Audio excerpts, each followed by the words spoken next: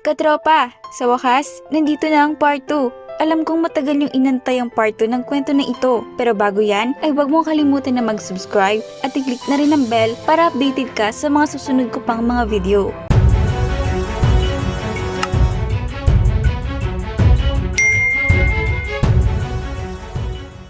Nang aalis na sana ang dalaga, ay agad niya pinatugtog ang music ng Lovefuls by Cardigans.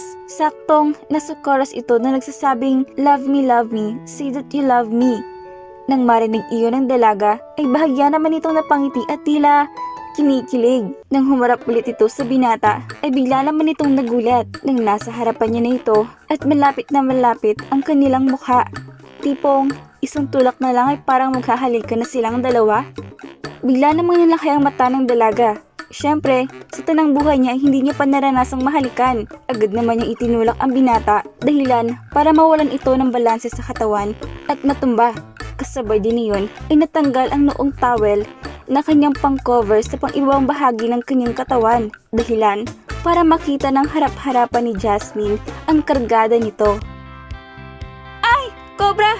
Salitang nabitawan ng dalaga na makita ang pang-ibabang parte ng katawan ni Kevin at 10 segundong biglang tumigil ang mundo niya nang hindi agad ito mahagalaw at tila naging estatwa sa harap ng binata na noon ay nakabukakang nakaupo sa sahig ng pool at medyo iniinda ang sakit ng puwet nang sumagalpak ito sa pagkadulas.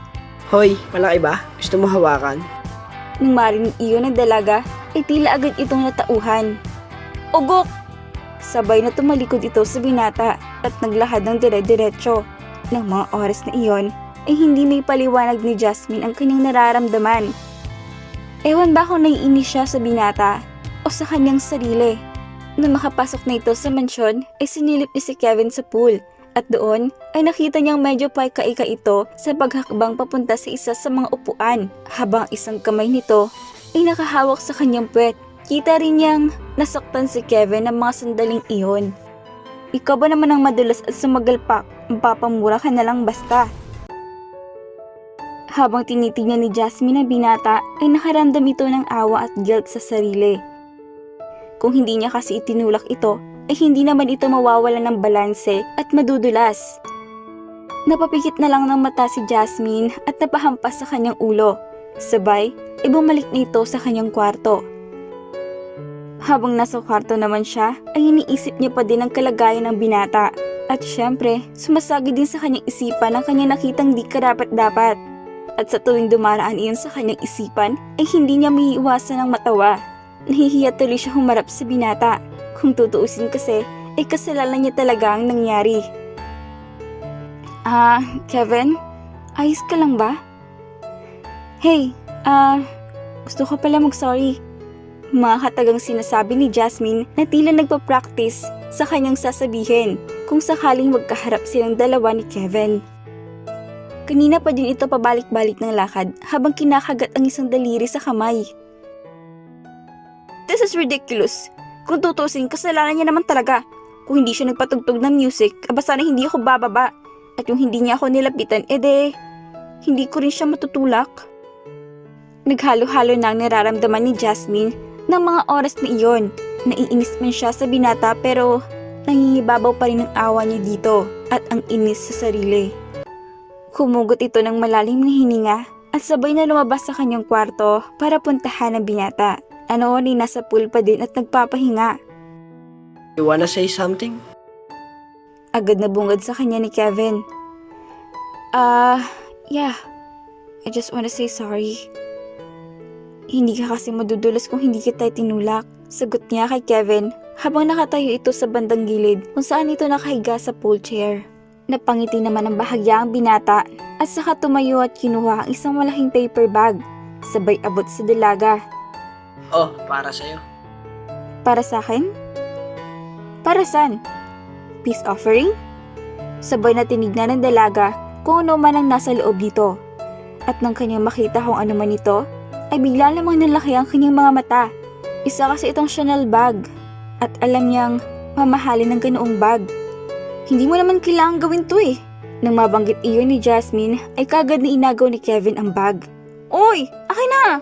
Sabay ay inagaw niya ulit ang bag. "Ano lang kasi, mahal to. hindi agad kita mababayaran. Napangiti na lang ang binata nang marinig ang mga sinasabi ni Jasmine. Agad itong umayos at may seryosong tingin sa dalaga. Tinitigan nito ng diretsa ang mata ng dalaga pababa ng titig sa kanyang mapupulang labi. Tila ba may kung anong kaluluwa sa loob niya ay nagtutulak na para halikan ng dalaga. Bumalik ulit ito ng titig sa mata ni Jasmine at nagsabing, "Regalo ko yan sa'yo." Sabay, inilapat niya ang isang kamay sa balikat ng dalaga habang sila ay magkaharap. At agad na sinabi nitong, "Tulog ka na, medyo malalim na ang gabi." Sabay, ay tumalikod nito sa dalaga at bumalik sa jacuzzi. Naglakad na rin si Jasmine na tila may ngiti sa kanyang labi at bumalik na sa kanyang kwarto. At habang nakahiga ito sa kanyang kama, ay napapaisip na baka mali ang pagkakakilala niya sa binata. Ibang-iba kasi ang Kevin na nakilala niya ngayong gabi. Isang Kevin na maintindihin at kamahal-mahal. Natulog na mahimbing si Jazz na may unting kilig na nararamdaman nung gabing iyon. At kinabukasan, hindi man sila nagpang-abot ni Kevin noong agahan at halos buong araw na di nagkita dahil sa kanya-kanyang mga gawain, itinawagan naman siya ni Kevin sa kanyang telepono. Rason ng binata kung niiwan niya ba ang kanyang sombrero malapit dyan sa kanyang kwarto. Pero ang totoo ay suot-suot niya ang kanyang sombrero ng mga oras niyon. Gumawa lang siya ng rason para makausap ang dalaga. Siyempre, agad naman natugon ng dalaga na ni minsan ay hindi niya pa nakikita nakasuot ng sombrero si Kevin, lalo na kung pupunta siya sa gawing bahagi ng mansyon malapit sa kanyang kwarto. "Wait, yun ba talaga ang dahilan kaya napatawag ka?" Ani ng dalaga dahil ng pagtataka niya. "Sa totoo lang, hindi, namiss ko lang kausap ka." Kinilig naman ng dalaga na marinig iyon sa binata. "Talaga? Anong gagawin mo bukas?" Sambit niya sa binata. "Mamamasyal. Mamamasyal kasama ka. See you tomorrow." Sabay, agad na binaba ni Kevin ang telepono. At kinabukasan, bago pa tuluyang sumikat ang araw, ay sabay silang nag-jogging ni Jasmine at naglakad-lakad. Pinag-uusapan ng mga plano sa buhay at nagtatanungan na kung ano mga favorites na bagay. Nagtatawanan at unti-unting kinikilala ang bawat isa. Habang nakaupo sila sa harap ng fountain ng park, ay agad namang naitanong ni Kevin sa dalaga kung bakit hanggang ngayon ay wala pa rin itong boyfriend. "Pangit ako," mabilis na sagot ng dalaga. Napangiti na lang ang binata at agad na sumulyap ng titig sa dalaga. Isang malaseryosong titig ang binungad ni Kevin sa kanya. "Ikaw? Pangit? Bulag lang magsasabi nun. Maganda ka. Sa mapupungay mong mata, sa mapupula mong labi, gustong-gusto kong halikan yun eh." "Ano?" Agad na sambit ng dalaga na tila nagulat sa sinabi ni Kevin. Wala. Saka mabait ka. Mga katulad mong babae dapat iniingatan." "Kevin, hindi ako bata para baguhin mo ng ganun kadali ang istorya at magmaang-maangang wala akong narinig." Seryosong sambit ng dalaga sa harap ng pagmumukha ng binata. Napatigil naman si Kevin na masandaling iyon. Tila may kung anong puwersa ang nagtutulak sa kanyang katawan para mas lalong lapitan at dikitan ang katawan ng dalaga at halikan nito ng tuluyan.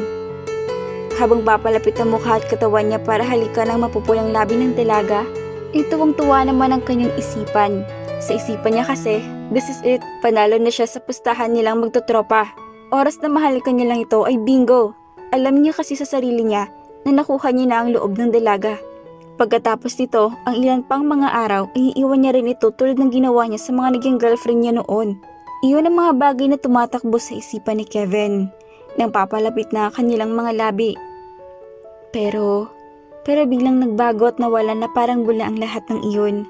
Nang makita niyang sa paglapit ng kanilang mga mukha ay pumikit si Jasmine at naglapat ang kanilang mga labi. Kasabay ng pagdampi ng bagong sikat ng araw sa kanilang dalawa ay tumigil ang mundo ni Kevin at nakaramdam ito ng kakaiba. Ibang-iba ang halik niya sa lahat na nakahalikan niyang babae. Maaaring isang simpleng halik lang iyon. Isang simpleng paglapat ng kanilang labi, subalit nakaramdam si Kevin ng pintig. Pintig sa kanyang puso. Isang katok sa kanyang puso galing sa inosenteng babae na nasa kanyang harapan. babaeng karapat dapat ingatan. Nang magwakas ang halikang iyon, ay bigla namang nagsalita si Kevin na, I love you. Nataimtim na nakatitig sa dalaga. At isang matamis na ngiti naman ang binalik sa kanya ni Jasmine. Uwi na tayo. Sambit ng dalaga. Alam mo ba, sobrang mahal na mahal kita. Nabitin ba kayo sa part 2? Abangan natin sa susunod na mga araw ang part 3 ng kwento ng dalawang ito. Mananalo pa ba sa pustahan ng milyon si Kevin o tuloy na siyang magiging alipin sa pagmamahal niya kay Jasmine? Abangan! Katropa, maraming salamat sa iyong pakikinig. Kung gusto mo ng mga video gaya nito, i-click na ang subscribe button at ang notification bell para ma-notify ka sa mga paparating ko pang mga video na tsak kapupulutan mo ng dagdag kaalaman. Be happy and God bless!